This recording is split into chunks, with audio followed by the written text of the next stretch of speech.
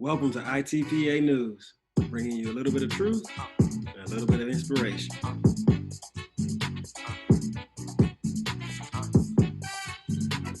Welcome back to ITPA News. Today may be my favorite episode to date, and you're about to find out why. Let's jump right into it. So the Movement ITPA Athlete of the Week goes to my main man, Kellen. This kid has been coming in, putting in the work. Okay, his grandmother is texting me and letting me know he's been working hard at home. He's been putting in the work and the effort that he needs to get better. We had a long talk about, we're going to make mistakes. Professional athletes make mistakes, but we have to pick our head up, keep moving forward, and keep getting better. And this kid is hungry. He wants to get better. He's getting more confident, and I'm super proud of it. Congratulations, Kelly. Keep working.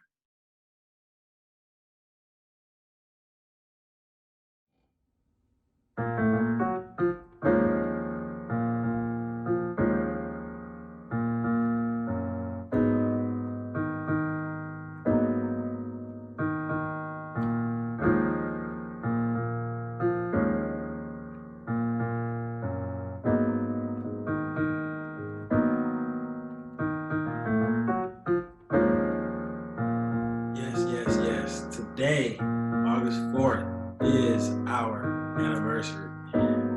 2 years ago, I married the love of my life. I can't thank her enough for putting up with me. She's my everything. She supports me. She pushes me. She challenges me. She makes me a better husband, a better man, a better person. And I can't say it enough.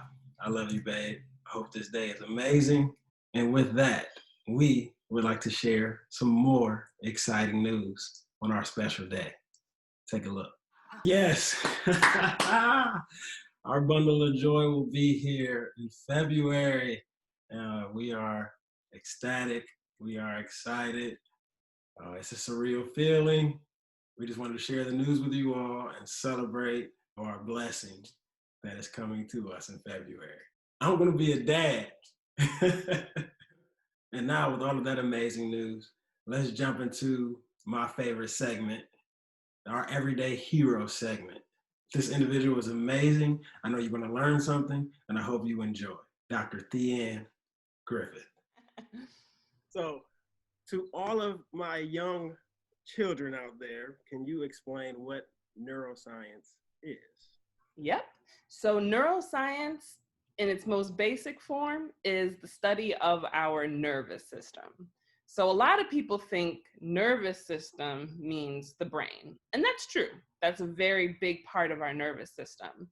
But that is a part of what we call the central nervous system. So you also have your spinal cord, which is the long piece of tissue that runs down your back. That's really important for movement. We know that if we have damage to our spinal cord, we can lose a lot of sensation below the place where you get injured. So there's that. But then in addition to your central nervous system, your brain and your spinal cord, you also have something called a peripheral nervous system.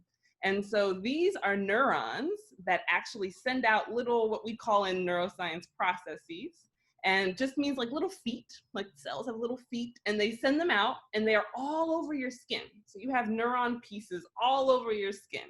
And the peripheral nervous system is really important for detecting bodily sensations like touch, temperature, pain, itch. So anytime you feel any of those sensations, that's your peripheral nervous system. And so there's so many other, I could talk about your autonomic nervous system, your sympathetic nervous system, your enteric nervous system. Say that neuroscience is just the study of all of these different nervous systems in our body. Kids, I hope you see the excitement and the joy Dr. Griff just gave you guys. This is what I talk to you guys about when I tell you, find your passion, find what you love. And that excitement that's what you'll get. Was it that teacher that motivated you and sparked you for that, your career path? 100%. She was an excellent teacher. Again, Mrs. Piscor at West Potomac High School. She was amazing. And, you know, it's hard to look back and say like, oh, well, maybe if I had a different teacher, I would still be going down the neuroscience route. Maybe that's true, but maybe not. I mean, I would say having a positive quality experience with a teacher and a subject matter that you like, you know, is really important for not deterring you from following that passion, right? Because let's be real, like anything that you want to do is going to be hard. So science, you know, it's hard. And if you have a teacher that maybe doesn't give you the confidence boost or whatever is needed to really propel you forward, I could see how that might, you know, derail you a little bit. But she was amazing. She broke everything down so well. And also you could really, speaking of like passion and excitement and all of that, you could really feel that from her. Like she loved science and she loved biology, and she was conveyed that enthusiasm very well, you know, and also again was just very supportive. In your field of neuroscience, I did some research and I saw that there was a gender gap. Mm-hmm. How do you, what is in your mind, how can we help close that gap? If you just kind of lump everyone together and don't think about race or ethnicity, there is a gender gap, and right, the professor kind of level is one of the final steps in an academic career. So if you look at who gets there, you see clearly a gap between men and women, regardless of race. Mm-hmm. But if you break it down by race, which we always should, people with multiple marginalized identities, that's going to synergize and lead to an even stronger bias or discriminatory consequence. Mm-hmm. And so if you look at how, let's say, Black men are doing opposed to to white women, they're actually much more underrepresented than white women are. And the same way, if you look for Latinx men, and definitely on the other side, if you look at Black and Latinx women, you also see a very strong underrepresentation that's stronger than that of white women. And I really think that it's important to show all kinds of women being successful in science and being able to have those images present for children. But I don't think that should come at the cost of like no representation for Black and Latinx men either. You know what I mean? It's a delicate balance, and it's not a straightforward thing, you know, because we're all, you know, white women included, we're all kind of underrepresented. Yes. But yeah, I just think that the main key to mitigating some of that is early exposure. Early exposure, role models who look like the people that they're trying to role model for, yeah. You know? And so if you can't think in your mind of someone who has accomplished what you're trying to accomplish that looks like you know, the imposter syndrome just starts to grow and grow and grow. It was because I wanted young girls to see themselves in you. Mm. And I truly believe, just like you said, white children, Black children, Asian children, Hispanic children, they need to see leadership in different cultures, different ethnicities. They need to see all of it. I am a huge believer of that. Definitely. Oh, and you're gonna like almost make me cry also. But as I mentioned, sorry, I'm like racking my brain with all the things that I want to say. But as I mentioned, every step of the way, I really did doubt myself and whether or not just that I could do it, but if it was worth it, if I was going to be happy. And I think part of that, again, just comes from not seeing so many people that look like you doing it and being happy. And so one of the things that really propelled me forward, and each time I felt like quitting, I was like, who's gonna be left? If I leave neuroscience, if I leave academic neuroscience, and what I mean by academic neuroscience is the kind of research that goes on at universities. But for example, if I left academic work, there's so few of us there. You know what I mean? At my level, going forward, the attrition rates or the fallout rates just start taking off. And I knew that people that are coming up behind me needed to see me do it so that they could also know that they can do it. And independent and open up your own lab. Mm-hmm. Talk to me about that. I worked in a lab, and there was what we call a principal investigator. For short, we call them a PI, or they're just the boss of the lab. You know, they're kind of in charge of running everything. And so I worked as an undergraduate researcher under a PI, and I continued. I went on to grad school. I had a new PI, and I went on to postdoc, again, which is like this kind of advanced training portion of a science career. And I worked under another PI. But now I'm going to become a PI. So to my kids out there, again, I know I harp on this a lot, but this is what hard work and dedication looks like. It's going to be hard. It's going to be challenging, but it's going to be fulfilling and worth it. So find your dreams, find your passion, and do not stop. Exactly. Keep your eye on the horizon, right? You have to do a lot of steps to get to the horizon. And you need to be very focused on those immediate goals, right? But you have to know that when those immediate goals are hard or they don't seem to be coming together, you just gotta swerve, you gotta pivot, you gotta do whatever you have to do, but just don't lose sight of what you're aiming towards, because it's a long road. Mm-hmm. It is.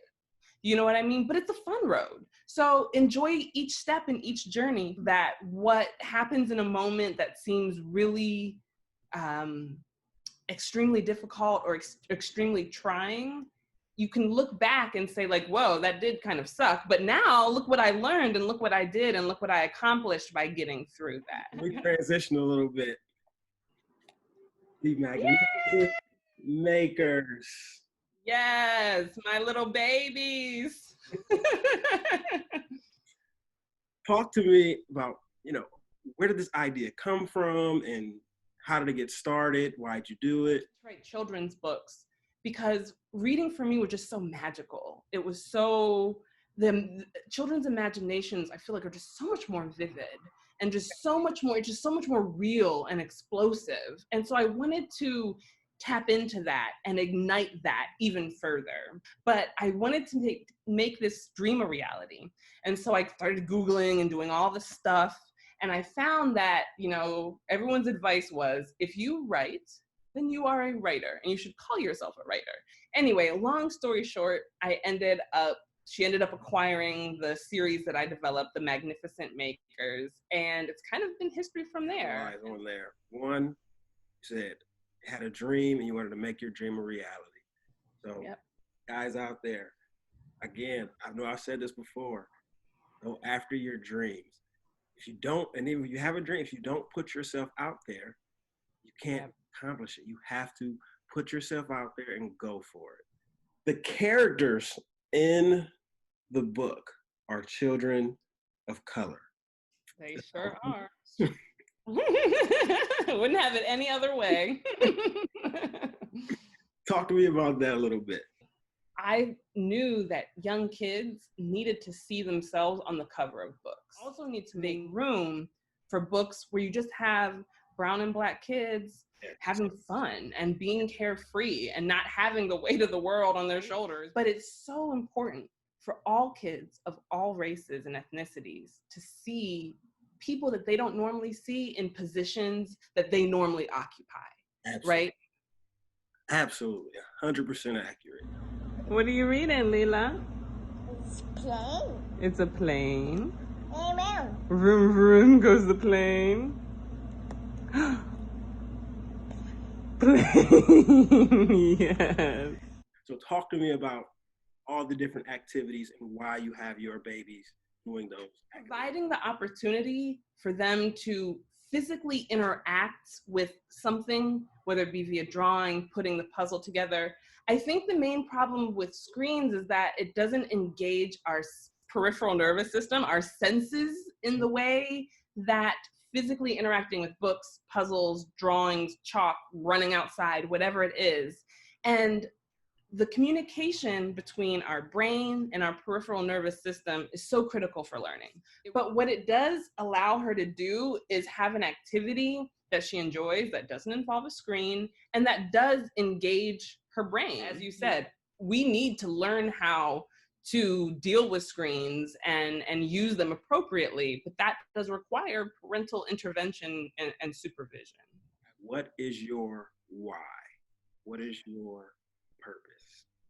I would say my why is definitely the people that are coming up behind me. The reason that I do most of what I do is so that people coming up behind me, especially people who are like me, you know, young girls of color, people of color in general, so that it's easier for them, you know, so that they have somebody to point to when they need an example of how something is done.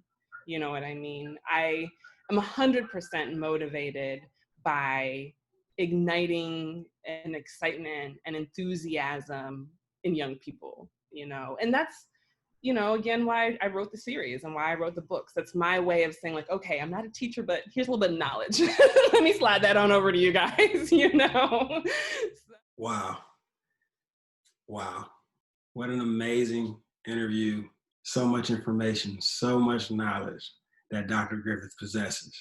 You can check out the full interview on my YouTube channel, the Movement ITPA. Go check it out. She's amazing. She's an everyday hero.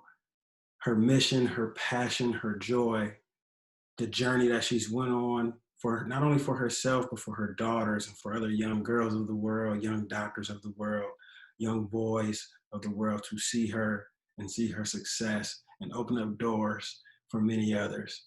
Our future will stand on her shoulders. I thank you, I salute you, and I'm honored to be able to share your journey, share your truth and your inspiration. Thank you. Also, you can go to Amazon.com and purchase your copies of The Magnificent Makers. It's a fun time for adults and kids alike. Enjoy. And that's all for this broadcast of ITPA News. Until next time, love.